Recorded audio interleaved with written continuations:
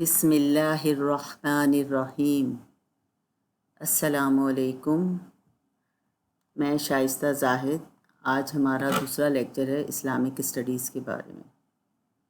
رب اشرح لی صدری ویسر لی امری واحلل عقدۃ من لسانی یفقہوا قولی ربنا زدنا علما اللہم فقہنا فی الدین ربی یسر ولا تعسر وتمم بالخیر اللہم صلی علی محمد۔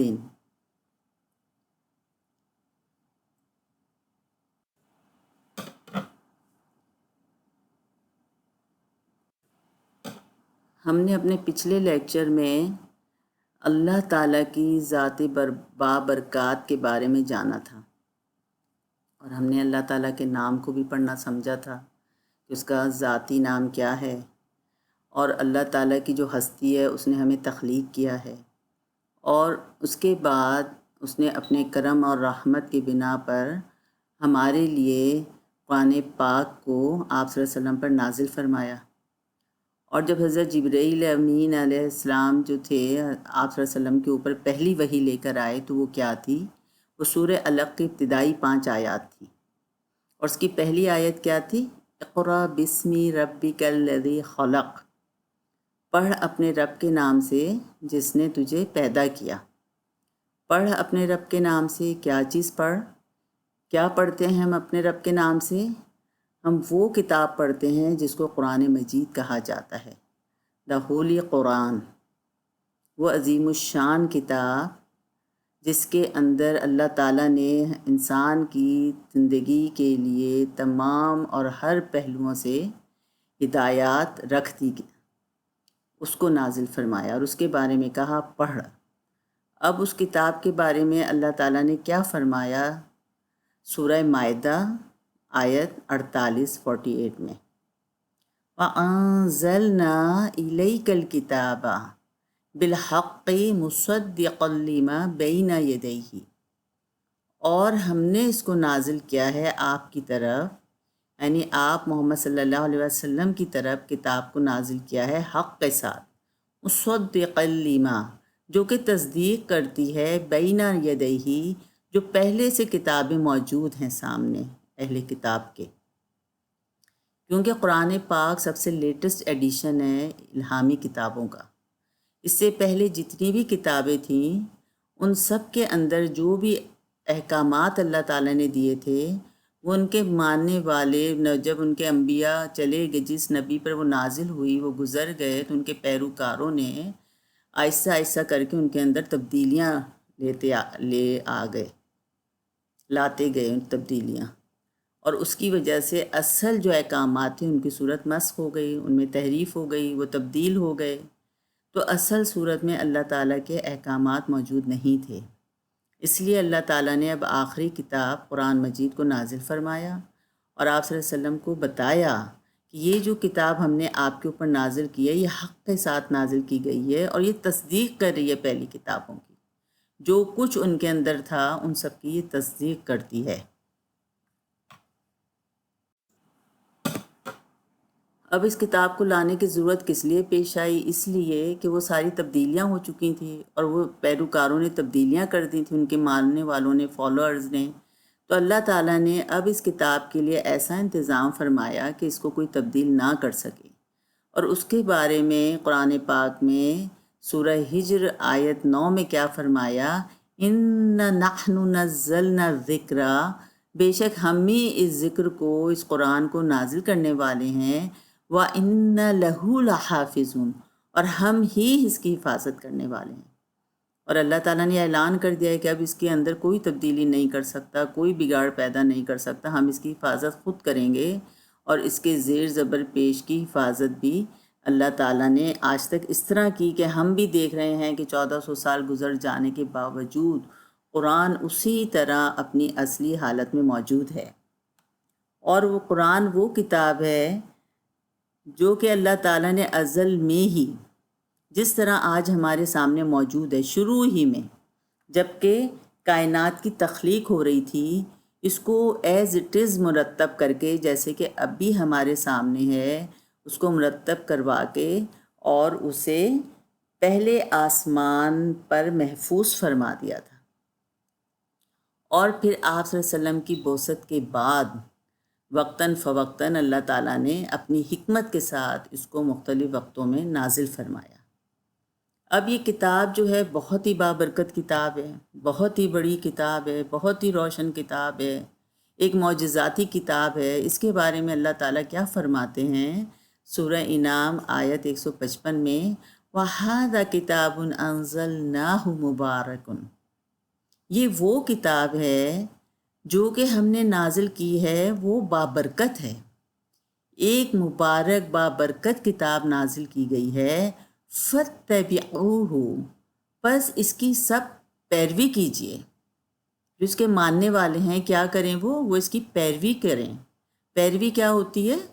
کسی کی اطاعت کرنا، اتباع کرنا، محبت اور خوشی کے ساتھ جیسا کہا گیا ہے اسی طرح کرنا، وہ پیروی ہوتی ہے۔ فَاتَّبِعُوهُ، بس اس کی پیروی کیجیے۔ وَاتَّقُوا، اور ڈریے، کس سے؟ اللہ تعالیٰ سے۔ یہ نہ ہو کہ ہم غلطی سے پیروی ویسے نہ کر سکیں یا ہم سے کوئی غلطی ہو جائے، اس بات سے ڈریے۔ لَعَلَّكُمْ تُرْحَمُونَ، تاکہ آپ سب پر رحم کیا جائے۔ یعنی یہ کتاب بہت مبارک ہے جو اللہ تعالیٰ نے نازل کی ہے، اور کس لیے نازل کی ہے؟ تاکہ ہم اس کی برکتیں حاصل کریں۔ کس طرح سے؟ اس کی پیروی کر کے، جو اس کے اندر کہا گیا ہے اس کے مطابق عمل کر کے، اس کو پڑھ کر، اس کو سمجھ کر، اس پر عمل کر، اور ساتھ میں اس بات سے بھی ڈرتے رہیں کہ کہیں ایسا تو نہیں کہ جیسے ہمیں کہا گیا ہم ویسا نہیں کر سکے۔ تو جب ہم اس شعور کے ساتھ اس کو پڑھ کر عمل کریں گے، ان احساسات کے ساتھ، تو کیا ہوگا؟ لَعَلَّكُمْ تُرْحَمُونَ، تو پھر شاید ہم پر رحم کر دیا جائے، یعنی قرآن کی برکت ہمیں عطا فرما دی جائے۔ اور آج ہم دیکھتے ہیں کہ ہمیں اللہ تعالیٰ کی رحمت کی جتنی ضرورت ہے، اس کتاب کی برکت کی جتنی ضرورت ہے، اس سے پہلے شاید کبھی اتنی ہمیں محسوس بھی نہ ہوئی ہو۔ اب یہ جو کتاب ہے قرآن حکیم، یہ ایک بہت عظیم الشان کتاب ہے۔ اس کے بارے میں 1400 سال گزر گئے ہیں، لیکن اس کی نئی نئی چیزیں سامنے آتی جا رہی ہیں، اور اس کے جو مضامین ہیں قیامت تک کبھی بھی ختم نہیں ہوں گے، اور اس کے اندر بہت ساری چیزیں انسان اپنے وقت کے لحاظ سے، اپنی ضرورت کے لحاظ سے ہدایات محسوس کرتا چلا جائے گا۔ اب ہم دیکھیں گے کہ آپ صلی اللہ علیہ وسلم پر جب یہ نازل ہوئی تھی کتاب، تو اس کے بارے میں پھر کیا آپ صلی اللہ علیہ وسلم کا طرز عمل تھا، کیا صحابہ کرام رضی اللہ تعالیٰ عنہم کا طرز عمل تھا، اور اس کے بعد جو افراد آتے رہے جن کو تابعین اور تبع تابعین کہتے ہیں، اور ہوتے ہوتے آج تک کے مسلمان، تو اس کتاب کے متعلق کیا ان لوگوں نے رویہ رکھا، اور کیا سمجھا، اور کیسے عمل کیا۔ اس کے ساتھ ہی ہم یہ محسوس کرتے ہیں کہ ساری قرآن پاک کے بارے میں ایک ایک چیز کو ہم مختصراً دیکھیں کہ آخر ٹائپس آف ریویلیشن کیا ہے، کون سی جو آیات ہیں نازل ہوتی تھیں، کس طرح نازل ہوتی تھیں، اور پھر ان کو ساتھ کیسے ان کو محفوظ کیا جاتا تھا۔ تو وحی کی جو قسمیں ہیں وہ کیا ہیں؟ وہ 2 قسمیں ہیں، وحی مطلوع اور وحی غیر مطلوع۔ اب مطلوع کا لفظی مطلب اگر ہم دیکھیں تو وہ وحی جس کی تلاوت کی جائے۔ مطلوع کا کیا مطلب ہے؟ تلاوت کرنے والی وحی۔ اب تلاوت کرنے والی وحی کون سی ہے؟ وہ قرآن پاک ہے۔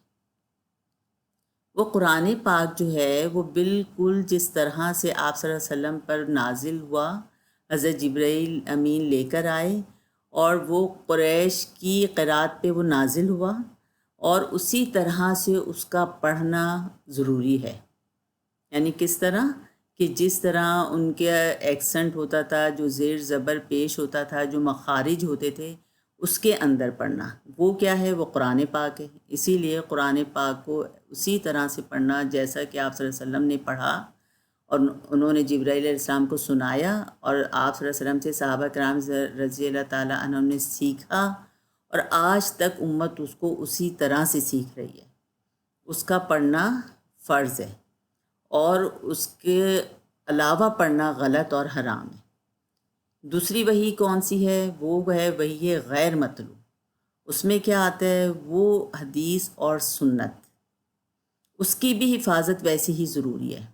جب ہم آپ صلی اللہ علیہ وسلم کی حدیثیں بیان کرتے ہیں تو ان کے الفاظ کو ہی ہمیں کوشش کرنی چاہیے کہ ہم بیان کریں، کیونکہ یہ اصل میں قرآن والے الفاظ تو نہیں ہیں کہ ان کی تلاوت کی جائے، لیکن یہ والی جو وحی غیر مطلوع ہے، اس میں بھی آپ صلی اللہ علیہ وسلم نے اللہ تعالیٰ کی ہدایت کو اپنے الفاظ میں بیان کیا۔ تو جس طرح قرآن پاک کی کو حفظ کیا جاتا ہے، اس کی آیات یاد کی جاتی ہیں، اس طرح احادیث کو بھی حفظ کیا جاتا ہے۔ لیکن قرآن پاک پر کیسا عمل کیا جائے، آپ صلی اللہ علیہ وسلم نے کیا بتایا ہے، آپ صلی اللہ علیہ وسلم کے اسوے کو ہم کیسے بیان کریں کہ انہوں نے کس موقع پر کس طرح سے کام کیا، اس کے اندر علماء حق نے اس بات کی، مفسرین نے اجازت دی ہے کہ اس کو اپنے طور پہ مناسب انداز میں بتایا جا سکتا ہے، مگر حدیث کے الفاظ میں بغیر کوئی کمی بیشی کیے ہوئے۔ یہ وحی غیر مطلوع ہے۔ حدیث کیا ہے اور سنت کیا ہے؟ حدیث اگر ہم دیکھیں تو جو آپ صلی اللہ علیہ وسلم نے خود بیان کر دیا، یا آپ صلی اللہ علیہ وسلم کے سامنے کسی نے کوئی عمل کیا اور آپ صلی اللہ علیہ وسلم خاموش رہے، اور کسی نے آ کر پوچھا آپ صلی اللہ علیہ وسلم سے میں یہ کروں، اس کی آپ صلی اللہ علیہ وسلم نے اجازت دے دی، یہ سب احادیث میں آتا ہے۔ یہ وحی غیر مطلوع ہے۔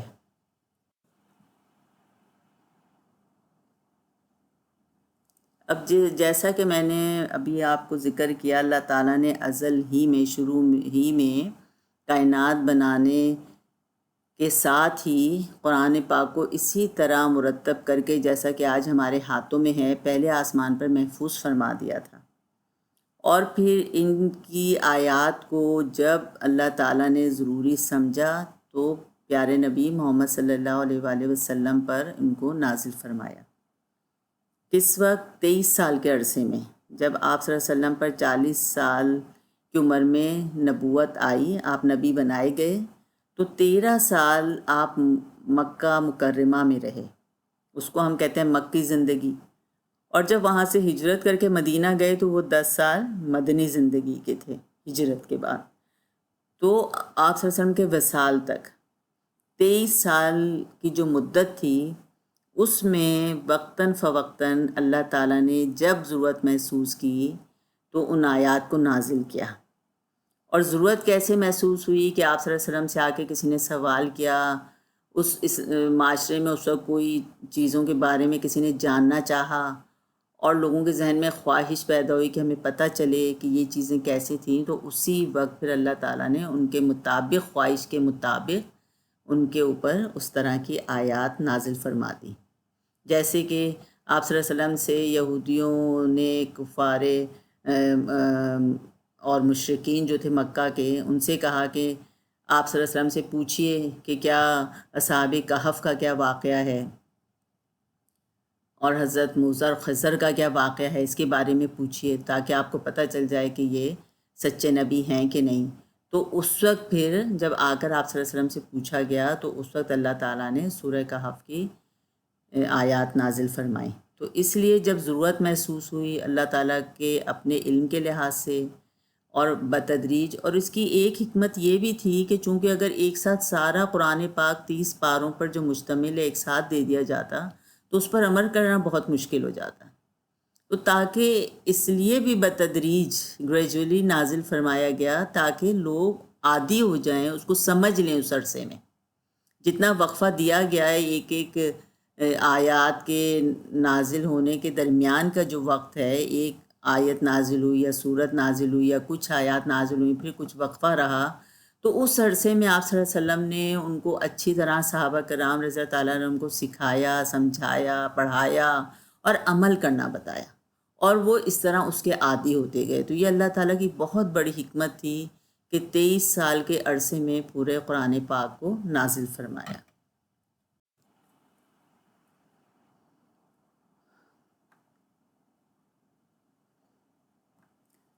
اب یہ اللہ تعالیٰ نے جو کتاب یہ نازل فرمائی پوری، تو ان کی صورتیں جو ہیں، ان کی جو صورتیں ہیں ان کے مختلف نام ہیں۔ اب ہمارے ذہن میں یہ آ سکتا ہے کہ یہ نام شاید آپ صلی اللہ علیہ وسلم نے خود ان کے منتخب فرمائے اور ان کی ترتیب خود کی، حالانکہ ابھی ہم نے سمجھا کہ سب سے پہلی وحی تو سورہ علق کی ابتدائی 5 آیات تھیں، جبکہ ہم دیکھتے ہیں کہ وہ تو آخری پارے میں موجود ہے سورہ علق، اور قرآن پاک شروع ہوتا ہے سورہ فاتحہ سے، اور اس کے بعد سورہ بقرہ سے شروع ہوتا ہے۔ تو یہ کیسے ہوا؟ تو یہ ساری جو ترتیب تھی سورتوں کے ناموں کی اور ان کو کس وقت پہ کہاں پر رکھنا ہے، یہ بھی کیا تھا؟ اللہ کی طرف سے تھا۔ کیونکہ یہ بات ہمیں یاد رکھنی چاہیے کہ قرآن جو ہے تحریری طور پر نہیں دیا گیا تھا، بلکہ یہ ایک تقریری پیغام تھا۔ بول کر حضرت جبرائیل علیہ السلام آتے تھے اور آپ صلی اللہ علیہ وسلم کو بول کر سناتے تھے، اور آپ صلی اللہ علیہ وآلہ وسلم کی زبان پر وہ آیات جاری ہو جاتی تھیں، وہ سمجھ لیتے تھے ان چیزوں کو، اور جب وہ سیکھ لیتے تھے تو پھر اس کے بعد وہ بتاتے تھے کہ اب اس کو کہاں پر رکھنا چاہیے، قرآن میں کس مقام پر، کس صورت سے پہلے، کس صورت کے بعد، یا کس کے درمیان میں کن آیات کو رکھنا چاہیے، ان کی ابتدا اور ان کا اختتام سارا بتا دیا جاتا تھا، اور اسی وقت ان کا نام بھی سیٹ کر دیا جاتا تھا۔ جیسے کہ اب قرآن پاک میں پہلی لمبی جو صورت ہے طویل، وہ سورۃ البقرہ ہے۔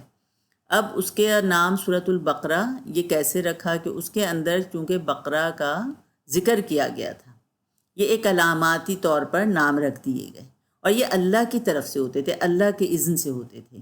یہ جو سارے ارینجمنٹس تھے وہ اللہ کی طرف سے ہوتے تھے، اور آپ صلی اللہ علیہ وآلہ وسلم ان کو خود صحابہ کرام رضی اللہ تعالیٰ عنہم کو بتاتے تھے، اور وہ اسی طرح سے ان کو لکھ لیا کرتے تھے۔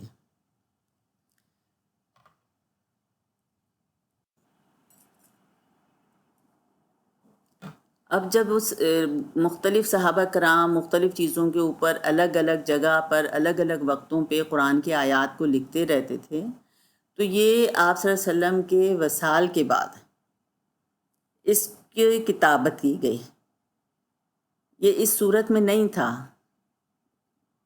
یہ کس لیے اس کی ضرورت محسوس ہوئی کہ جب آپ صلی اللہ علیہ وسلم کا وصال ہو گیا اور اپنے پیچھے کتاب اللہ قرآن اور سنت کو مسلمانوں کے لیے مشعل راہ بنا کر حضرت ابو بکر صدیق رضی اللہ تعالیٰ عنہ نے جب خلافت سنبھالی، تو اسی وقت کچھ بچے کچھ کافر اور منافقین نے یہ موقع غنیمت جانا کہ ایسے موقع پر جب کہ مسلمان غم کی شدید کیفیت کے اندر ڈوبے ہوئے ہیں آپ صلی اللہ علیہ وسلم کے وصال کی وجہ سے، اور حضرت ابو بکر صدیق رضی اللہ تعالیٰ عنہ نے خلافت سنبھالی ہے، تو ایسے موقع پر ہم کسی طرح سے ایک اور جنگ کر کے نعوذ باللہ اس دین کو ختم کیا جائے۔ تو ایسے میں ایک کافر مسلمہ کذاب نے جھوٹا دعوی نبوت بھی کر دیا۔ تو جتنے یہ سرکش قوتیں تھیں، انہوں نے کیا کیا کہ سب نے مل کے اس کی تائید کی اور میدان میں آ گئے مسلمانوں سے لڑنے کے لیے۔ اب مسلمان تو پہلے اس غم سے نہیں سنبھل پا رہے تھے آپ صلی اللہ علیہ وسلم کے وصال سے، کہ اوپر سے یہ ایک فتنہ آ گیا، لیکن حضرت ابو بکر صدیق رضی اللہ تعالیٰ عنہ کی قیادت میں تمام مسلمانوں نے مل کر اس طرح سے اس فتنے کی سرکوبی کے لیے میدان میں نکل آئے، اور ایسی زبردست جنگ ہوئی کہ عرب میں اس کی مثال نہیں ملتی۔ اس کو جنگ یمامہ بیٹل کے نام سے یاد کیا جاتا ہے۔ اور پھر ایسی جنگ کے بعد کسی کو مسلمانوں کے مقابلے میں اس طرح جمع ہو کر اٹھنے کی طاقت حاصل نہ ہو سکی۔ پھر وہ سب جو اسلام دشمن قوتیں تھیں وہ بکھر گئیں، الگ الگ جا کر وہ اکا دکا جہاں جہاں پہنچے، انہوں نے اپنے اپنے فتنے تو مچائے، لیکن پھر وہ مل کر ایسے مسلمانوں کے خلاف نہ آ سکے۔ اس کا ایک پہلو تو یہ تھا، دوسرا ایک پہلو یہ بھی تھا تکلیف دہ کہ بہت سارے مسلمان صحابہ رضی اللہ تعالیٰ عنہم اس میں شہادت کے عظیم مرتبے پر فائز ہوئے، اور ان میں سے 70 حفاظ بھی شہید ہو گئے، شہادت کی سعادت ان کو حاصل ہوئی۔ تو ایسے میں جب 70 ایک بڑی تعداد تھی اور وہ حفاظ تھے، اور اس وقت سارے صحابہ میں جو قرآن پاک یاد ہوتا تھا وہ سینہ بس سینہ منتقل ہوتا تھا، اور سب کے پاس الگ الگ اپنے پاس جس نے جو سنا تھا وہ ان کے پاس لکھا ہوا تھا۔ تو اس وقت ضرورت پیش آئی کہ انسکرپشن آف ہولی قرآن ہو، قرآن پاک کی کتابت ہونی چاہیے۔ اور حضرت عمر رضی اللہ تعالیٰ نے، حضرت عمر فاروق رضی اللہ تعالیٰ نے جا کر حضرت ابو بکر صدیق رضی اللہ تعالیٰ عنہ کو کہا کہ قرآن حکیم کو ایک نسخے میں لکھنا بڑا ضروری ہے، کیونکہ ہم حفاظ کو جہاد میں حصہ لینے سے نہیں روک سکتے کہ اب ہم یہ کہیں کہ جو لوگوں قرآن کے حافظ ہیں وہ جہاد میں حصہ نہ لیں۔ ظاہر ہے قرآن جس کو جتنا سمجھ جا گیا اور جتنا دل میں اتر گیا، ذہنوں میں محفوظ ہو، تو زیادہ چاہے گا کہ میں جہاد میں حصہ لوں، تو ہم لوگوں کو روک تو نہیں سکتے، لیکن اب ہمیں ضرورت اس بات کی ہے کہ ہم قرآن پاک کو ایک نسخے میں لکھ لیں، تاکہ اگر حفاظ شہید ہوتے ہیں تو ہمارے پاس موجود رہے گا۔ تو بڑے غور و فکر کے بعد پہلے تو یہی ہوا کہ ہم اس کام کو کریں، جبکہ آپ صلی اللہ علیہ وسلم کی زندگی میں یہ کام نہیں ہوا۔ صحابہ کرام رضی اللہ تعالیٰ عنہ بہت ہی فکر مند ہوتے تھے کوئی بھی چیز ایسی کرنے سے کہ جس سے کہ آپ صلی اللہ علیہ وسلم نے نہیں کیا تھا، تو وہ یہی سوچتے رہے، اور پھر ان کا اجتہاد ہوا کہ نہیں، ہمیں واقعی لکھ لینا چاہیے۔ اور پھر اس کے اوپر انہوں نے سوچا کہ وہ کون ہو جو اس کو لکھے، تو پھر حضرت زید بن ثابت رضی اللہ تعالیٰ عنہ کا انتخاب کیا گیا، جو فن کتابت کے بڑے ماہر تھے، اور حضور صلی اللہ علیہ وآلہ وسلم کے سامنے کاتب وحی بھی تھے۔ بہت دفعہ آیات نازل ہوتی تھیں اور آپ صلی اللہ علیہ وسلم ان کو بلاتے تھے اور کہتے تھے کہ ان کو اس طرح سے لکھا جائے، اور وہ لکھ لیتے تھے۔ وہ پڑھے لکھے انسان یوں بھی تھے، اور حافظہ بہت تیز تھا کہ ایک دفعہ آپ صلی اللہ علیہ وسلم نے انہیں کہا کہ یہود کی سریانی زبان کو سیکھ لیں، تو انہوں نے 15 دن کے اندر آپ صلی اللہ علیہ وسلم کے حکم کے مطابق اس کو سیکھ لیا، اور انہیں قرآن پاک سے بے پناہ عشق تھا، اور وہ خود بھی حافظ تھے، خدا داد حافظہ تھا ان کا۔ ان کو جب یہ ذمہ داری دی گئی کہ قرآن کو ایک جلد میں مرتب کیا جائے، اور وہ اس وقت جوان تھے، پورا قرآن انہیں یاد تھا، غلطی اور بھول چکا کوئی امکان نہیں تھا، اور قرآن قریش کے رسم الخط میں لکھا جانا تھا، کیونکہ وہ قرآن قریش کی قراءتی میں نازل ہوا تھا۔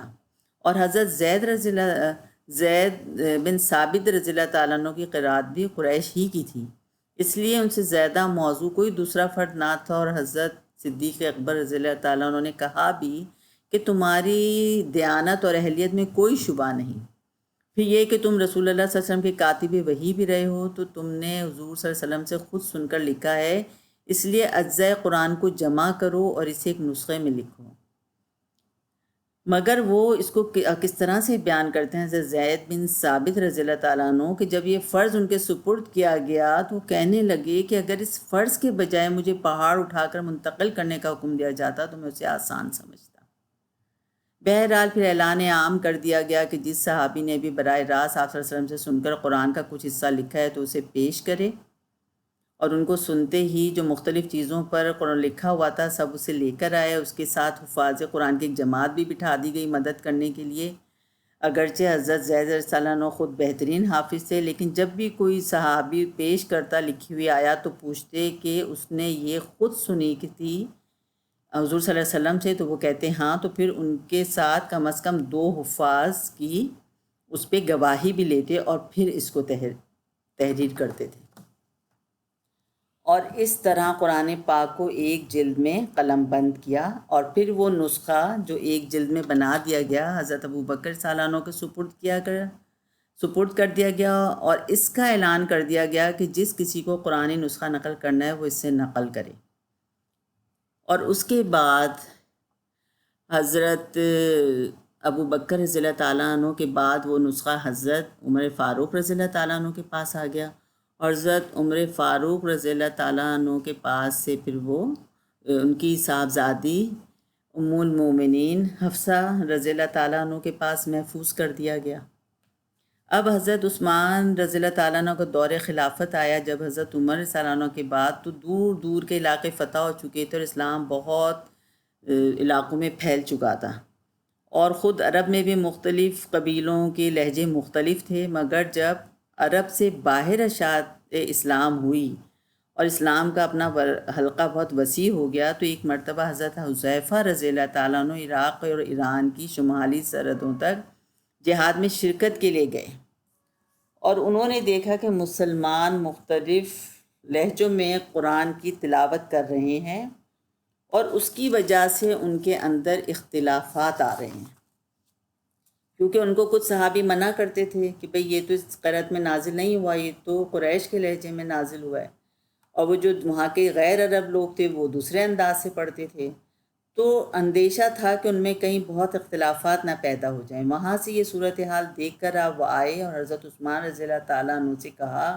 کہ اس نازک وقت میں ہمیں کوئی رہنمائی کیجئے اور کوئی کام کیجئے جو کہ تاکہ جو فتنہ پیدا ہو رہا ہے اس کا خاتمہ ہو جائے۔ حضرت عثمان رضی اللہ تعالیٰ عنہ نے صحابہ صلی کے سامنے یہ معاملہ پیش کیا تو ان سب نے متفقہ طور پر یہ رائے دی کہ امت کو ایک قرأت پر جمع کرنا بے حد ضروری ہو گیا ہے۔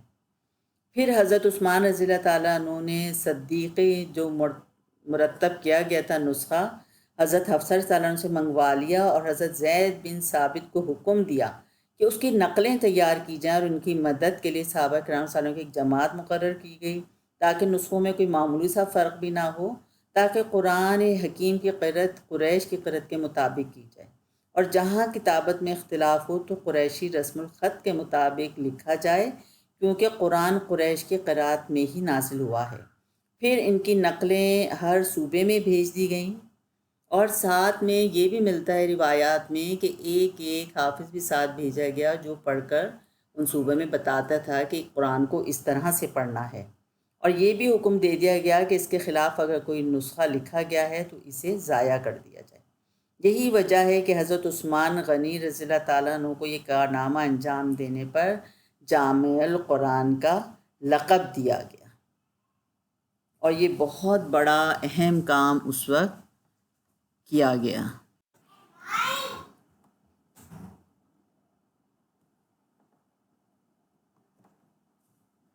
اب قرآن ایک معجزاتی کتاب ہے۔ قرآن معجزہ ہے۔ معجزہ کس کو کہتے ہیں؟ یہ لفظ اعجاز سے بنا ہے، جس کا کیا معنی ہے؟ اعجاز سے معنی ہے عاجز کر دینا، یعنی ایسا کام جس سے کہ انسان عاجز، آسان لفظوں میں سمجھیں کہ انسان عاجز آ جائے کہ میں یہ کام نہیں کر سکتا، یہ کوئی انسان نہیں کر سکتا، بہرحال اس کو کرنے والی کوئی اور ذات ہے، اور وہ اللہ تعالیٰ کی ذات بابرکات ہے۔ تاریخ ادیان میں اگر ہم دیکھیں، جو مختلف دین کی ادیان کی جو آتے رہے، مختلف انبیاء دین کو لے کے، ادیان کو لے کر، تو اس میں ہمیں آپ صلی اللہ علیہ وسلم سے پہلے بھی مختلف معجزات ملتے ہیں، اور اس وقت بھی یہی ہوتا ہے کہ انسان ایک دم حیران رہ جاتا ہے، اچھا یہ کس نے کیا؟ یہ کسی انسان کے کرنے کا کام نہیں ہے۔ مثلاً جیسے کہ ہم دیکھیں کہ حضرت موسیٰ علیہ السلام کا جو دور ہے وہ دور سامری کہلاتا ہے، جب جادو وغیرہ اپنے کمال پر پہنچ چکا تھا، تو ایسے میں اللہ تعالیٰ نے اپنے معجزات کے ذریعے حضرت موسیٰ علیہ السلام کو بھیجا، اور انہوں نے انہی کے اس کے ذریعے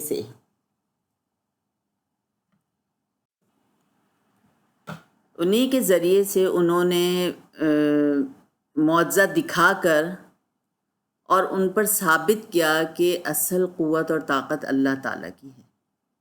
جس طرح ہم دیکھتے ہیں کہ پورے قرآن پاک میں ذکر ملتا ہے فرعون کے دربار کا، کہ اس نے سارے جادوگروں کو بلا لیا اور کہا کہ یہ تو کوئی جادوگر ہے اور تم لوگ آ کے آج کمال دکھاؤ، اور ان سب نے اپنی اپنی جو لاٹھیاں پھینکی تو وہ اژدہے بن گئی، سانپ بن کے دوڑتی محسوس ہوئی، لیکن اللہ تعالیٰ نے جیسے ہی کہا حضرت موسیٰ علیہ السلام کو کہ آپ اپنی لاٹھی پھینکیے، تو وہ ان سب سے بڑا اژدہا بن گئی، اور وہ سارے جادوگر پھر کس طرح سجدے میں گر گئے۔ وہ جادوگر تھے، ان کو پتہ تھا وہ انسانی کام انہوں نے کیسے کیا، مگر یہ جو کام ہے یہ انسانی نہیں ہو سکتا، یہ معجزہ ہے۔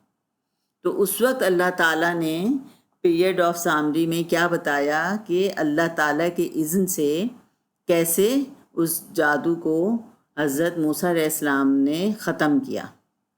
اسی طرح حضرت عیسیٰ علیہ السلام کا دور ہے۔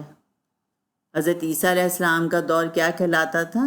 ایج آف گولن، جس کو اردو میں دور جالینوس کہا جاتا ہے، جس میں طبابت انتہائی عروج پر تھی، یعنی بہت زیادہ علم طب نے، آپ یہ سمجھ لیں کہ جو آپ کا اپنی فیلڈ ہے میڈیکل کے علم میں، ان سب نے بہت زیادہ ترقی کر لی تھی، اور اس وقت پھر حضرت عیسیٰ علیہ السلام کو ایسے معجزات عطا کیے گئے کہ جیسے کہ وہ جو ایک شخص پیدائشی اندھا ہوتا تھا، اور وہ کہتے وہ ٹھیک ہو جاتا اللہ کے اذن سے۔ وہ مردوں کو زندہ کر دیا کرتے تھے اللہ کے اذن سے۔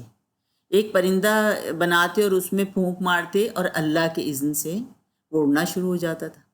تو یہ سب چیزیں کہاں سے ہوئی؟ یہ بھی معجزات تھے، وہ اس دور کے معجزات تھے، اور ان کو دیکھ کر لوگوں نے ایک دم کہا کہ ہاں یہ نہیں انسان کچھ کر سکتا، یہ یقیناً کرنے والی کوئی اور ذات ہے اور وہ اللہ ہے۔ اس طرح ان سب چیزوں سے اللہ تعالیٰ اپنی طرف موڑ کر لایا۔ اب آپ صلی اللہ علیہ وآلہ وسلم کے زمانے میں کیا تھا کہ اس وقت عرب اپنی فصاحت و بلاغت پر، اپنی لینگویج پر بڑا فخر کیا کرتے تھے، اور زبان دانی میں بہت درجہ کمال پر پہنچے ہوئے تھے، اور بڑے اپنے آپ کو رچ محسوس کرتے تھے، اور دوسروں کو گونگا کہا کرتے تھے جن کے پاس ان کی زبان نہیں تھی۔ یعنی ایک ایک چیز کے لیے، ایک ایک لفظ کو چھوٹے سے چھوٹا بیان کرنے کے لیے بڑا سے بڑے الگ الگ ان کے پاس الفاظ ہوتے تھے۔ تو اللہ اور ان کے بڑے بڑے شعراء تھے، خطیب تھے اور نثر نگار تھے، اور اس میں ان کو بہت مہارت حاصل تھی۔ بچے بچے کو ان کو اپنے نسب یاد ہوتے تھے، اشعار، نظمیں، طویل یہ چیزیں یاد ہوتی تھیں۔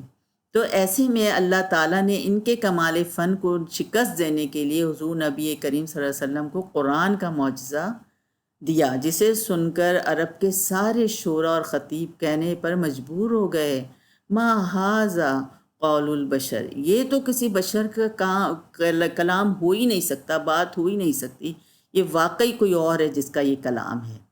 تو وہ اللہ تعالیٰ کا کلام اور وہ قرآن پاک ہے۔ اسی لیے قرآن پاک جیسے جامع اور وسیع خزانہ علم و حکمت کے بارے میں نئی نئی انکشافات اور خوبیاں اس کے سامنے آتی رہیں گی، اور بہت سارے علماء نے، حفاظ نے، ان کے مفسرین نے مختلف اس کے بارے میں بتایا ہے کہ حسن تالیف جو ہے، دا بیوٹی آف کمپائلیشن جو ہے اس کی، وہ سب چیزیں اتنی زیادہ بیان کیے ہیں کہ سب اس کے سامنے عاجز ہو جاتے ہیں۔ مثلا ان کا کلمات کا، قرآنی آیات کا جو باہمی ربط ہے، اس کا تناسب ہے، اس کی بیوٹی ہے، اس کا خوبصورت ہے، اور نظم کلمات ہیں کہ جن کو پڑھ کر، سن کر، جن کی زبان ہے وہ حیران رہ گئے، ششدر رہ گئے کہ یہ کیا چیز ہے۔ پھر گزشتہ قوموں اور زمانے کے حالات و واقعات ہیں، وہ تو کوئی بھی نہیں بتا سکتا تھا، تو وہ بتائے قرآن پاک نے۔ اور بنی اسرائیل میں جن باتوں کے بارے میں وہ اختلاف کر رہے ہیں، قرآن پاک نے اس کو حقیقی طور پر بیان کیا، غیب کی خبروں کو، آنے والے واقعات کو، اور پھر وہ واقعات اسی طرح سے پورے بھی ہوئے۔ مثال کے طور پر قرآن نے ایران اور روم کے غلبے اور فتح کی اس وقت خبر دی سورہ روم میں جبکہ کوئی امکان ہی نہیں تھا عالم اسباب میں۔ تو وہ سارے معجزات پھر کیا ہوا کہ سامنے آ گئے اور پروف ہو گئے کہ واقعی یہ اللہ تعالیٰ کا ایک معجزاتی کلام ہے۔ اور پھر اس کے اندر جو دلچسپی ابتدا سے انتہا تک رہتی ہے وہ صرف اسی کلام کا خاصہ ہے، ورنہ بہت ساری چیزیں ہوتی ہیں نا، ایک آپ طویل کتاب ہے، کچھ اس کو پڑھنے لگ جائیں تو اس میں انسان کو محسوس ہوتا ہے کوئی بوریت ہے، کچھ ہے، مگر اس کتاب کی یہ خوبی ہے کہ اس کو پڑھنے سے مزہ آتا ہے، اور کہیں پر بھی یہ نہیں محسوس ہوتا کہ یہ کیا اکتا دینے والی چیز ہے، بلکہ نئے نئے مضامین، نئی چیزیں سامنے آنا شروع ہو جاتی ہیں، اور اس کو صرف سننے سے بھی دل پر بہت اثر ہوتا ہے۔ اور اس کلام کے اندر اللہ تعالیٰ نے کہا کہ لوگوں کے لیے ہدایت ہے، یہ کلام ہدایت ہے، اس کا موضوع انسان ہے، اور انسان کو اپنی زندگی میں جس بھی جگہ ہدایت کی رہنمائی کی ضرورت ہے تو وہاں پر اس کو رہنمائی ملتی ہے، اور یہ دل پر اثر کرنے والی چیز ہے، اور اس سے شفا ملتی ہے۔ ایک اس کا معجزہ یہ بھی کہلاتا ہے کہ اگر کوئی بیمار ہو جاتا ہے، ہم کہتے ہیں اللہ ہمیں اس کے ذریعے سے شفا دے، اس کو پڑھتے ہیں، دعائیں کرتے ہیں، مریض شفا یاب ہو جاتا ہے۔ کسی کے گھر میں کوئی پریشانی ہے، کوئی آسیب ہے، کوئی بلا ہے، جی قرآن پڑھیے، اس کا ختم کرائیے، یہ کیجئے، وہ ختم ہو جاتے ہیں اثرات۔ اسی طرح کوئی اور کہتا ہے کہ جی میرے گھر میں فلاں ملازمت کی پریشانی ہے یا اور کوئی پریشانیاں ہیں، جی آپ قرآن پاک سے دل لگائیے، اس کو پڑھیے، پہنچائیے، ختم کرائیے، وہ کیا جاتا ہے، وہ ساری چیزیں ختم ہو جاتی ہیں جو پریشانیاں۔ تو یہ ایک معجزاتی کلام ہے، اس سے آپ جو حاصل کرنا چاہتے ہیں وہ مل جائے گی. آپ اسے دنیا کی بھلائیاں حاصل کرنا چاہیں وہ آپ کو مل جائیں گی. آپ اسے آخرت کی بھلائیاں حاصل کرنا چاہیں وہ آپ کو مل جائیں گی. تو اللہ تعالیٰ نے ہمیں خود سورہ بقرہ میں سکھایا کہ آپ نے کس طرح سے دعا کرنی ہے. ربنا آتنا فی الدنیا حسنہ وفی الآخرۃ حسنہ وقنا عذاب النار، کہ ہمیں دنیا کی بھلائیاں بھی عطا فرمائیے اور آخرت کی بھلائیاں بھی عطا فرمائیے اور ہمیں آگ کے عذاب سے بچا لیجیے. یعنی ہم صرف یہ نہیں چاہتے کہ ہمیں صرف دنیا کی بھلائی مل جائے اور آخرت میں کوئی ہمارا حصہ نہ ہو. نہیں، ہم دونوں جگہ کی بھلائیاں چاہتے ہیں. تو اللہ تعالیٰ پھر لوگوں کو دونوں جگہ کی بھلائیاں دیتے ہیں. اور پھر آگ کے عذاب سے ہم بچنا چاہتے ہیں تو اللہ تعالیٰ ہمیں آگ کے عذاب سے بچا لیتے ہیں. یہ معجزاتی کتاب ہے. آپ اسے جو چاہیں گے، جو مانگیں گے، اس کے ذریعے اللہ سے اللہ تعالیٰ دے دے گا. آج کل ہم ایک وبا کی لپیٹ میں آئے ہیں، کرونا وائرس ہے، کسی طرح دور نہیں ہو رہا. تو اگر ہم سب مل کر وہ لوگ جو اس کتاب پر ایمان رکھتے ہیں اللہ کی طرف رجوع کریں. ہم نے اس کو نیگلیکٹ کیا ہے نا، قرآن کو نیگلیکٹ کیا، اللہ کو نیگلیکٹ کیا ہے. اس کو ہم پکڑ لیں، اس قرآن کے ذریعے ہم اللہ کو سمجھیں، اللہ تک پہنچیں، اس کو دل لگا کر پڑھیں، اس کو پڑھنا سیکھیں. جیسے میں نے بتایا کہ اس کے زیر زبر کو بھی ویسے ہی پڑھنا ہے جیسے کہ آپ صلی اللہ علیہ وسلم نے پڑھا ہے، وہ پڑھنے کی کوشش کریں. اب ہم میں سے کتنے لوگ ہیں جو نصول کے تحت پڑھ لیتے ہیں، اور پھر اس کا مطلب کیا ہمیں آتا ہے؟ ہم اور زبانیں اتنی سیکھتے ہیں مگر ہمیں اپنی یہ اللہ کی زبان نہیں آتی جس میں قرآن پاک نازل ہوا ہے. اپنے پیارے نبی محمد صلی اللہ علیہ وسلم کی زبان ہمیں نہیں آتی. تو ہم ان کو سمجھیں، بیٹھ کر ایک ایک لفظ کو پڑھیں. ہمیں اللہ نے موقع دیا ہے، ان الفاظ کے ذریعے سے ہمیں شفا ملے گی. ان الفاظ کے ذریعے سے ہم اللہ تک پہنچیں گے، ایسے طریقوں تک پہنچ جائیں گے جس سے کہ مریض صحت یاب ہوتے ہیں. اور آپ کا تو یہ خود کی فیلڈ ہے. آپ بچوں، آپ سب کا یہ دائرہ کار ہے. آپ میڈیکل اسٹوڈنٹس ہیں. آپ نے لوگوں کو بتانا ہے کہ شفا کیسے حاصل ہوتی ہے، صحت کیسے حاصل ہوتی ہے، بیماریاں کیسے دور ہوتی ہیں، بیماریوں سے کیسے دور رہا جاتا ہے. جہاں تک آپ اپنے اور کتابوں کے سلیبس پڑھ کر یہ چیز کو سمجھیں گے، وہاں قرآن ان سب میں مقدم ہے. سب سے اوپر کتاب قرآن ہے، جہاں سے آپ یہ سمجھیں کہ ہمیں بیماریوں سے کیسے دور رہنا ہے اور ہم نے صحت مند خود کیسے رہنا اور دوسروں تک کس طرح یہ آگاہی دینی ہے کہ وہ قرآن کے ذریعے سے صحت حاصل کریں. اور اس کے اندر یہ موجود ہے، یہ معجزاتی کتاب ہے. یہ نہیں ہے کہ اس کے اندر یہ باتیں نہیں ہیں، اس کے اندر یہ سب باتیں موجود ہیں. جب حضرت ابراہیم علیہ السلام کہتے ہیں کہ میرا رب تو وہی ہے، جب میں بیمار ہوتا ہوں ہوا فہو یشفین، وہ مجھے شفا دیتا ہے. جب نبی کو شفا دے سکتا ہے تو عام مخلوق کو کیوں نہیں دے سکتا؟ بھائی دے سکتا ہے نا، مگر یہ ہے کہ وہ کس طرح سے اس کو حاصل کرتے ہیں، کس طرح سے پڑھتے ہیں، کس طرح سے اس کو سمجھتے ہیں. تو یہ ایک معجزاتی کتاب ہے اور اس کی بہت خوبصورتی ہے، اس کے اندر حسن ہے، جمال ہے. جو قرآن کے مضامین میں کھو جاتا ہے بس وہ اس کے لیے دنیا اور آخرت کے لیے کافی ہو جاتا ہے. اب آپ کے سلیبس میں جو ہے تو قرآن پاک سے 2 سورتیں رکھی گئی ہیں، جن میں سے ایک سورۃ الحجرات ہے جو کہ پوری سورت اس کے اندر موجود ہے، 2 رکوع کی یہ سورت ہے. اور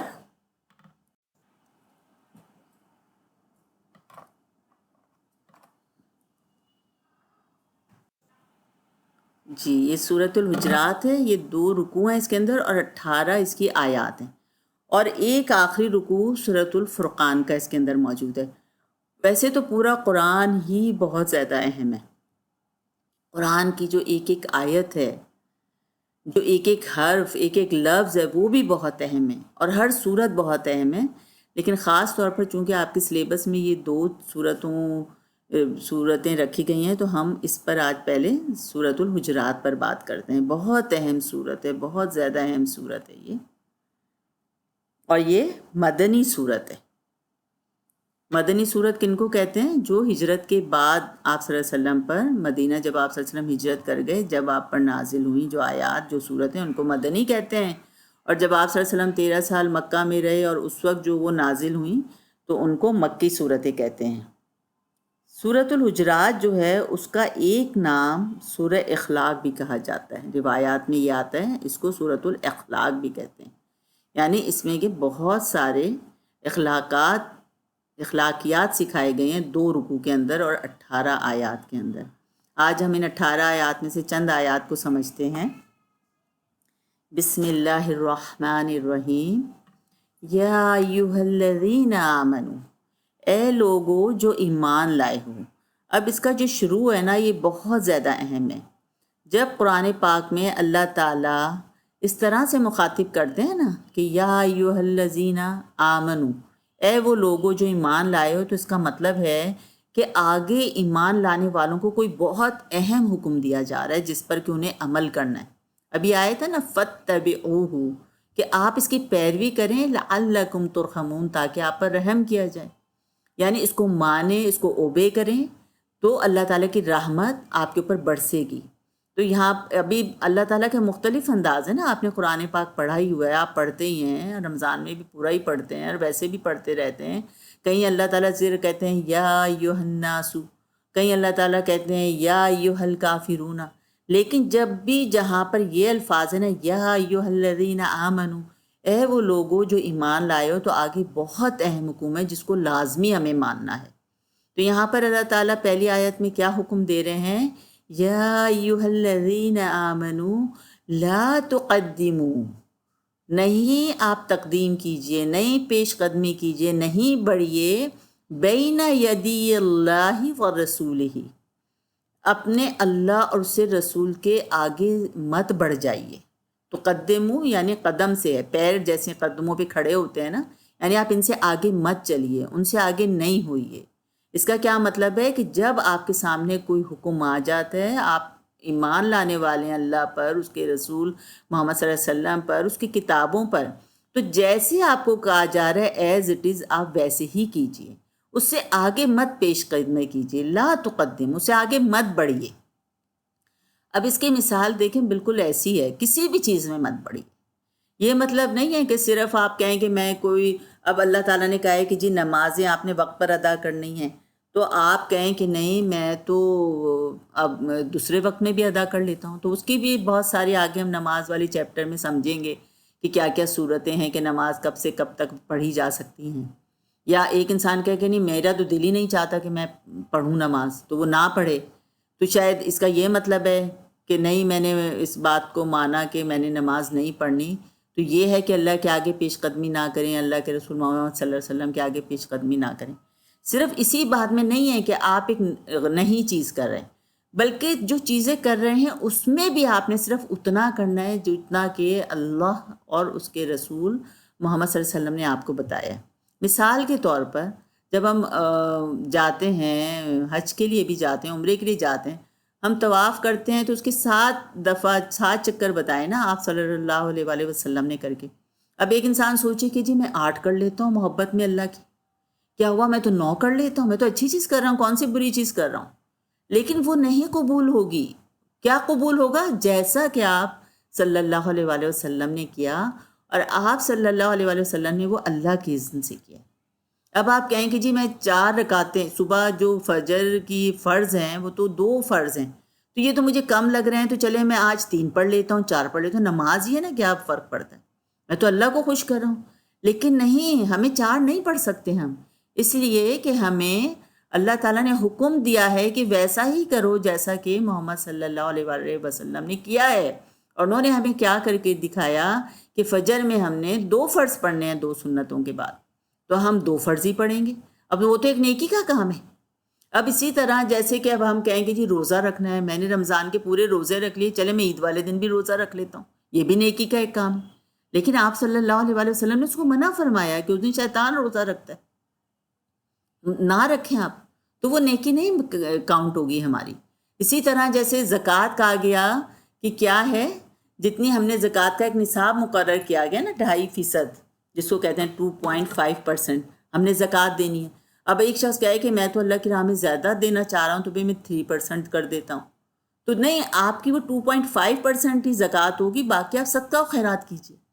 زکوٰۃ آپ نے اتنی ہی بتانی ہے، زیادہ اور کرے خرچ، اس کی ترغیب دلائی گئی ہے، لیکن زکوٰۃ اس کو نہیں کہا جائے گا۔ تو اسی لیے کیا کہا گیا، یا ایھا الذین آمنوا لا تقدموا بین یدی اللہ و رسولہ، پیش قدمی نہ کریں اللہ اور اس کے رسول کے آگے، ٹھیک ہے۔ تو اسی طرح ویسے اس صورت سے پہلے جو صورت نازل ہے وہ سورہ فتح ہے، اور اس میں اللہ تعالیٰ نے آپ صلی اللہ علیہ وآلہ وسلم کی صحابہ کرام رضی اللہ تعالیٰ عنہم کی بہت خوبیاں، شان و عظمت بیان کی۔ تو وہ بیان کرنے کے بعد سورہ حجرات آتی ہے نا۔ اب سورہ حجرات میں ان مومنین کو، ان اہل ایمان کو اور ان کے حوالے سے پھر قیامت تک جتنے بھی اہل ایمان ہیں، یہ ان کو تاکید کی جا رہی ہے، یہ احکامات دیے جا رہے ہیں وہ کن چیزوں کا خیال رکھیں تاکہ ان کی اس عزت اور عظمت اور بلندی میں فرق نہ آئے۔ اور اس کے ساتھ کیا کہا؟ وَاتَّقُوا اللَّهَ، اور اللہ سے ڈرو، ان اللہ سمیع علیم، کہ اللہ سے ڈرتے رہو کہ بے شک اللہ ہر چیز کو سنتا ہے اور ہر چیز کو جانتا ہے، بہت زیادہ باخبر ہے، بہت زیادہ سننے اور جاننے والا ہے۔ اب ایک شخص کہے کہ جی میں تو سامنے کر دوں گا، مگر دل میں کہے کہ نہیں اللہ کو کیا پتہ، بھئی میں تو یہ بھی سوچ رہا ہوں، تو اللہ تعالیٰ نے فوراً بتا دیا کہ تم اللہ سے ڈرو، اللہ تو سن بھی رہا ہے اور جان بھی رہا ہے جو تمہارے دلوں کے اندر چیز ہے۔ تو پہلا حکم یہ دیا گیا کہ اللہ اور اس کے رسول کے آگے پیش قدمی نہ کریں، اللہ کی حیثیت سمجھیں اور اس کے رسول محمد صلی اللہ علیہ وسلم کی حیثیت سمجھیں کہ جیسا انہوں نے کہا ہے ہم نے بالکل ہی ویسا کرنا ہے، اللہ سے ڈرتے ہوئے ہمیں یہ کرنا ہے۔ اب یہاں پر دوسری آیت میں اللہ تعالیٰ فرما رہے ہیں یا ایھا الذین آمنوا۔ اب یہاں پر ہم دیکھیں پھر اللہ تعالیٰ نے اسی طرح اہل ایمان کو مخاطب کیا ہے۔ اس کا مطلب ہے کہ آگے جو لوگ ایمان لے کر آئے ہیں ان کو کوئی بہت اہم حکم دیا جا رہا ہے۔ پہلے میں اللہ تعالیٰ نے کہا تھا کہ پیش قدمی نہ کرو اللہ اور اس کے رسول کے آگے، اب اللہ تعالیٰ یہاں پر فرما رہے ہیں یا ایھا الذین آمنوا لا ترفعوا، نہ بلند کرو اصواتکم، اپنی آوازوں کو، فوق، اوپر، صوت النبی، نبی کی آواز کے اوپر اپنی آواز کو مت بلند کرو۔ جس طرح کہ آپ صلی اللہ علیہ وآلہ وسلم کی محفل میں سارے صحابہ شریک ہوتے تھے اور دیگر افراد بھی، تو وہ جب کوئی بات پوچھتے تھے یا آپس میں بات کرنے لگ جاتے تھے یا آپس میں بھی ڈسکشن کرنے لگتے تھے تو آپ صلی اللہ علیہ وآلہ وسلم کی آواز سے بلند ان کی آواز ہو جاتی تھی۔ اس پر آپ صلی اللہ علیہ وسلم نے کچھ نہیں کہا، لیکن اللہ تعالیٰ فرما رہے ہیں کہ آپ صلی اللہ علیہ وسلم کی کیا حیثیت ہے، پہلے تو ان کے حکم کے آگے کسی کے آپ نے پیش قدمی نہیں کرنی ہے، اور اس کے علاوہ ان کی آواز سے بھی آواز کو بلند نہیں کرنا ہے۔ یعنی آپ صلی اللہ علیہ وسلم کی آواز سے اونچی کسی کی آواز نہیں ہونی چاہیے۔ آپس میں بات کرتے ہوئے یا آپ صلی اللہ علیہ وسلم سے بات کرتے ہوئے ان کے ادب کو، ان کے احترام کو، ان کی حیثیت کو ملحوظ رکھنا چاہیے اور آہستگی سے بات کرنی چاہیے۔ وَلَا تَجْهَرُوا لَهُ بِالْقَوْلِ كَجَهْرِ بَعْضِكُمْ لِبَعْضٍ، اس طرح اپنی آواز کو بلند نہ کرو جیسا کہ تم آپس میں ایک دوسرے سے کرتے ہو۔ یعنی یہ بھی تاکید کر دی کہ ویسی آواز بھی نہیں ہونی چاہیے جیسے کہ اور صاحب مجلس جو اور افراد ہیں ان کے ساتھ آپس میں بات کر رہے ہو، یا اپنے دوستوں کے ساتھ بات کر رہے ہو یا اور لوگوں کے ساتھ، بلکہ آپ صلی اللہ علیہ وسلم کے ساتھ ایک الگ انداز سے بات کرنی چاہیے ان کے شان اور مرتبے کے مطابق۔ اور اگر ویسے بات نہیں کریں گے تو اللہ تعالیٰ کیا فرما رہے ہیں؟ ان تحبط اعمالکم، اور تمہارے سارے اعمال ختم ہو جائیں گے، تباہ ہو جائیں گے، وانتم لا تشعرون، اور تمہیں اس کی خبر بھی نہ ہوگی، تمہیں اس کا شعور بھی نہیں ہوگا۔ یعنی یہ اتنا بڑا گناہ ہے، یہ اتنی بڑی بات ہے کہ صرف آپ نبی محمد صلی اللہ علیہ وسلم کی آواز سے اونچی اگر کسی کی آواز ہو جاتی ہے تو وہ ایک عمل اس کی ساری باقی نیکیوں کو ختم کرنے والا ہے اور اس کا شعور بھی اسے نہیں ہوگا۔ تو ہم اس بات پر سوچ سکتے ہیں کہ آج کون سا آپ صلی اللہ علیہ وآلہ وسلم موجود ہیں، ہمارے لیے تو حکم نہیں ہے، جبکہ اس آیت کو اللہ تعالیٰ نے قرآن پاک میں 26ویں پارے میں قیامت تک کے لیے سورہ حجرات میں رکھ دیا ہے۔ تو اس کا مطلب کیا ہوا کہ جب ہم ایسی محفلوں میں شریک ہوتے ہیں جہاں پر کہ اللہ اور اس کے رسول محمد صلی اللہ علیہ وآلہ وسلم کی بات بیان کی جاتی ہے، تو ہمیں ادب اور احترام کے ساتھ بیٹھ کر سننا چاہیے، بات کو سمجھنے کی کوشش کرنی چاہیے، اور اگر کوئی بات پوچھنا ہو تو بلند آواز میں نہیں کرنا چاہیے۔ اب اس آیت کے نازل ہونے کے بعد صحابہ کرام رضی اللہ تعالیٰ عنہم کو اتنی فکر ہوئی کہ بعض صحابہ تو جن کا خود ہی والیوم زیادہ تھا، نیچرل ان کا تھا بلند، تو بعد میں بیٹھ کر وہ روتے تھے کہ یہ تو نہیں کہ ہماری آواز بلند ہو گئی ہے اور ہمارے سارے اعمال ختم ہو گئے، ہمیں پتہ بھی نہ چلا۔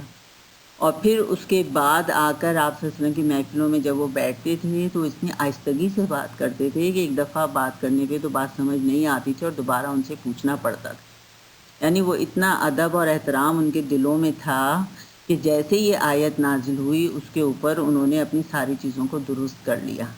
تو یہ دوسرا حکم آیا کہ پیش قدمی نہ کریں اور اپنی آوازوں کو پیارے نبی محمد صلی اللہ علیہ وسلم کی آواز سے بلند نہ کریں، ورنہ اعمال ضائع ہونے کا اندیشہ ہے۔ پھر اللہ تعالیٰ اگلی تیسری آیت میں کیا بتا رہے ہیں؟ ان الذین یغضون اصواتهم عند رسول اللہ اولئک الذین امتحن اللہ قلوبهم للتقوی لہم مغفرۃ واجر عظیم، کہ اللہ تعالیٰ اب یہ بتا رہے ہیں کہ جو لوگ پھر اس حکم پر عمل کر لیتے ہیں، کس حکم پر؟ کہ وہ اپنی آواز کو بلند نہیں کرتے اور اپنی آواز کو پست کر لیتے ہیں۔ کس کب؟ عند رسول اللہ، جب پیارے نبی صلی اللہ علیہ وسلم کی محفل میں ہوتے ہیں تو ان کے پاس اپنی آواز بالکل پست رکھتے ہیں، دھیمی رکھتے ہیں۔ تو وہ کون سے لوگ ہیں؟ کہ ان لوگوں کو اللہ تعالیٰ نے پرہیزگاری کے لیے ان کے دلوں کو اللہ نے چن لیا ہے کہ جانچ کے دن، یعنی امتحانہ کیا ہے کہ امتحان اللہ تعالیٰ ان کا لے گا تو ان کے قلوب کا، تو کیا ہوگا کہ وہ تقوی کے لیے، تقوی ان کے اندر موجود ہوگا۔ اور ایسے لوگوں کے لیے کیا ہے؟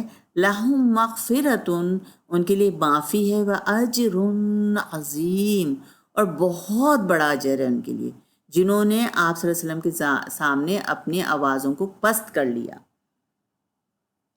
اب صحابہ کرام رضی اللہ عنہم کا عمل کیا تھا کہ بیٹھ کے بعض اوقات کسی کی آواز ہی بلند تھی بائی نیچر، کہ اللہ تعالیٰ نے ان کو بنایا اسی طرح تھا آواز کو، تو وہ جا کے اپنے الگ الگ محفلوں میں بیٹھ کے روتے تھے کہ ہم نے تو کبھی غور ہی نہیں کیا اس آیت کے نازل ہونے کے بعد، اور کیا پتہ ہماری کتنے موقعوں پر آواز بلند ہو گئی ہو، تو اللہ تعالیٰ ہمیں اس پہ معاف کرے۔ انہوں نے اپنی آوازیں اتنی پست کر لیں آپ صلی اللہ علیہ وسلم کی محفل میں آتے ہوئے کہ ایک دفعہ تو بات سمجھ نہیں آتی تھی تو پھر دوبارہ ان سے پوچھنا پڑتا تھا۔ اسی لیے جب ہم آپ صلی اللہ علیہ وسلم کے بارے میں یا ان کی ہدایت یا حدیث آیت کوئی بھی سمجھنا ہے تو ہمارا طرز عمل کیا ہونا چاہیے کہ ہم بہت ادب اور عزت اور احترام کے ساتھ آپ صلی اللہ علیہ وسلم کا نام لے کر اس کو سمجھنے کی کوشش کریں۔ ٹھیک ہے، پھر اگلی آیت جو ہے ہمارے پاس سورہ حجرات کی، وہ ہے ان الذین ینادونک من وراء الحجرات، بے شک وہ لوگ جو پکارتے ہیں آپ صلی اللہ علیہ وسلم کو حجروں کے پیچھے سے، اکثرهم لا یعقلون، ان میں سے اکثر کون سے ہیں؟ جن کو عقل نہیں ہے جن کے پاس۔ اچھا یہ کیا تھا؟ یہ بھی آپ صلی اللہ علیہ وسلم کے بارے میں ایک ادب سکھایا جا رہا ہے۔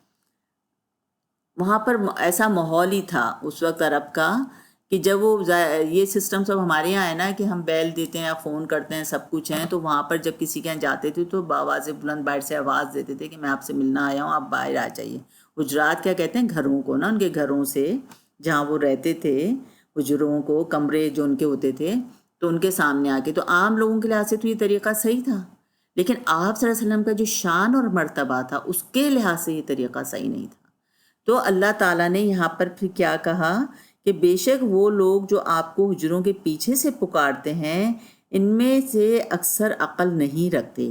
وَلَوْ أَنَّهُمْ صَبَرُوا، اور اگر کاش کہ وہ صبر کر لیتے، حَتَّى تَخْرُجَ إِلَيْهِمْ، کہ آپ ان کے پاس باہر آ جاتے، لَكَانَ خَيْرًا لَهُمْ، تو یہ ان کے پاس بہتر ہوتا، واللہ غفور الرحیم، اور اللہ تعالیٰ بخشنے والا اور رحم فرمانے والا ہے۔ یعنی وہ باہر کھڑے ہو کر آواز دینے سے بہتر تھا کہ وہ باہر کھڑے ہو کر صبر سے آپ صلی اللہ علیہ وآلہ وسلم کا انتظار کر لیتے، حتی تخرج الیہم، حتیٰ کہ آپ صلی اللہ علیہ وسلم باہر آ جاتے ان کے پاس، تو یہ لکان خیر لہم، یہ زیادہ ان کے لیے بہتر تھا، بجائے اس کے کہ وہ بے چینی سے باہر آوازیں دینا شروع کرتے آپ صلی اللہ علیہ وسلم کو، اور آپ صلی اللہ علیہ وسلم کو اس سے تکلیف پہنچی، کیونکہ آپ صلی اللہ علیہ وسلم تو ایک بہت بڑے مشن پر تھے، اللہ کے آخری نبی تھے، ایک لمحہ بھی آپ صلی اللہ علیہ وسلم کا اپنا ذاتی نہیں ضائع کرتے تھے، وہ نہ کہیں اور لگاتے تھے بلکہ دین کی اشاعت میں ہی لگاتے تھے، اللہ کے احکامات پہنچانے میں ہی لگاتے تھے۔ تو ان کا جو بھی وقت ہوتا تھا، چاہے وہ 1 منٹ ہی کیوں نہیں ہوتا تھا، وہ خیر کے لیے وہ استعمال کر رہے ہوتے تھے، تو ایسے میں ان کو ڈسٹرب کرنا بالکل مناسب نہیں تھا۔ تو اللہ تعالیٰ نے سورہ حجرات میں یہ آیات نازل فرمائیں کہ ان میں سے جو لوگ پکارتے ہیں نا، آپ کو باہر سے آوازیں دیتے ہیں، تو اکثر تو ان میں سے کیا ہے، اکثرہم لا یعقلون، کہ ان میں سے اکثر تو عقل سے کام ہی نہیں لیتے، اور ان کے لیے بہتر کیا تھا عقل سے کام لینے کے لیے؟ عقل کیسے نظر آتی ہے ان کی؟ وَلَوْ أَنَّهُمْ صَبَرُوا، وہ صبر کر لیتے، بے چینی نہ اختیار کرتے، بے صبری نہ اختیار کرتے، بلکہ صبر کرتے۔ اب آپ صلی اللہ علیہ وسلم نے تو نماز کے لیے 5 وقت نکلنا ہی ہوتا ہے، مختلف کاموں کے لیے جاتے ہی ہیں، اپنے صحابہ کو تعلیم دینے جاتے ہی ہیں، تو وہ باہر آتے تو ان کے لیے زیادہ بہتر تھا۔ اب اگر ان کو اپنی غلطیوں کا یا بے عقلی کا احساس ہے تو اللہ تعالیٰ کیا فرما رہے ہیں؟ وَاللَّهُ غَفُورٌ رَحِيمٌ، اور اللہ تعالیٰ بہت معاف فرمانے والا اور رحم فرمانے والا ہے۔ تو بچوں، یہ جو آج ہم نے سورہ حجرات کی ابتدائی 5 آیات کو سمجھا ہے، اس میں ہم نے اللہ اور اس کے آخری نبی محمد صلی اللہ علیہ وسلم کے ساتھ بالخصوص اپنے رویے کو چیک کرنا ہے کہ ہمارے دلوں میں آپ صلی اللہ علیہ وسلم کے ساتھ کیسے احساسات پائے جاتے ہیں۔ میں آپ کو ایک واقعہ بتاؤں کہ حضرت عمر رضی اللہ تعالیٰ عنہ ایک دفعہ آپ صلی اللہ علیہ وسلم کے ساتھ بیٹھے تھے اور بہت محبت سے آپ صلی اللہ علیہ وآلہ وسلم کو دیکھ رہے تھے، اور پھر کہا کہ اللہ کے رسول محمد صلی اللہ علیہ وآلہ وسلم، آپ مجھے اس وقت اپنی جان کے علاوہ ہر چیز سے بڑھ کر عزیز ہیں، محبوب ہیں۔ تو آپ صلی اللہ علیہ وآلہ وسلم نے مسکرا کر حضرت عمر صلی اللہ علیہ وسلم کو دیکھا اور کہا، اے عمر، ایمان نہیں مکمل ہوا، ایمان اس وقت مکمل ہوگا جب میں تمہیں تمہاری جان سے بھی بڑھ کر عزیز ہو جاؤں گا۔ تو حضرت عمر رضی اللہ تعالیٰ عنہ نے ایک لمحے کو سوچا اور پھر اگلے ہی لمحے کہا، اے اللہ کے نبی محمد صلی اللہ علیہ وآلہ وسلم، آپ مجھے اس وقت اپنی جان سے بھی بڑھ کر ہر چیز سے زیادہ عزیز ہیں۔ تو آپ صلی اللہ علیہ وآلہ وسلم نے تبسم فرمایا اور کہا، مسکرائے، اے عمر، اب ایمان مکمل ہو گیا۔ تو ہمیں اپنے ایمان کا جائزہ لینا چاہیے کہ ہمارا اللہ پر اور اس کے نبی محمد صلی اللہ علیہ وسلم، جن کے ہم امتی کہلاتے ہیں، ان سے کیسا تعلق ہے، اور انہوں نے جو کام ہم تک پہنچایا اللہ کی کتاب کو اللہ کے حکم کے مطابق، تو ہم نے اس کو سمجھنے کی کتنی کوشش کی، اور اس کی روشنی میں ہم نے پیارے نبی محمد صلی اللہ علیہ وآلہ وسلم کی سیرت پر کتنا عمل کیا۔ دعا ہے کہ اللہ تعالی ہم سب کو اس پر عمل کرنے کی بہترین توفیق عطا فرمائے۔ سبحانک اللہم و بحمدک، نشہد ان لا الہ الا انت، نستغفرک و نتوب الیک۔